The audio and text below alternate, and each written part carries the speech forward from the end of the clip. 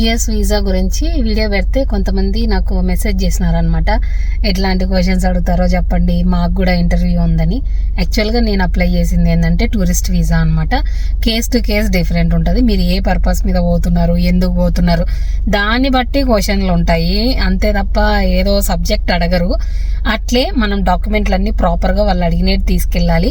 And వాళ్ళు ఏ question అడిగినా కూడా ఫేక్ చేయకూడదు అనమాట. ఏ క్వశ్చన్లు అడిగినా అబద్ధాలు ఆడకూడదు, నిజాలు చెప్తే చాలా బెటరు. ఫేక్ చేసినామంటే ఖచ్చితంగా తెలిసిపోద్ది, రిజెక్ట్ అయ్యే ఛాన్సెస్ చాలా ఉంటాయి. మెయిన్ వాళ్ళు అడిగేది ఏంటంటే మీరు ఏ పర్పస్ మీద వెళ్తున్నారు, రీజన్ చూస్తారు.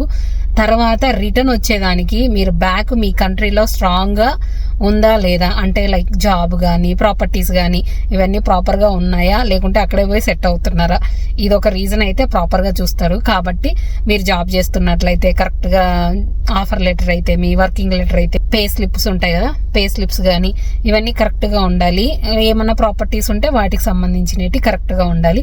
అట్లాగే యుఎస్ దేని మీద వెళ్తున్నారు, టూరిస్ట్గా పోతున్నారు.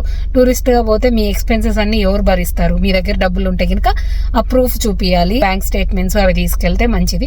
లేదు మీకు అక్కడ బంధువులు ఉన్నారు, లేకుంటే పిల్లలు ఉన్నారు, వాళ్ళు మీ ఎక్స్పెన్సెస్ కవర్ చేస్తున్నారు అంటే వాళ్ళ సైడ్ ప్రూఫ్స్ కూడా అడుగుతారనమాట. ఇట్లా ఏముండవు, అన్ని సింపుల్. మీరు ఏ రీజన్తో వెళ్తున్నారు, ఎన్ని రోజులు ఉంటారు, ఇవే ఉంటాయి అనమాట. ఎక్స్పెన్సెస్ ఎవరు భరిస్తారు, కామన్ క్వశ్చన్సే ఉంటాయి. ఏది చెప్పినా కాన్ఫిడెంట్గా చెప్పండి.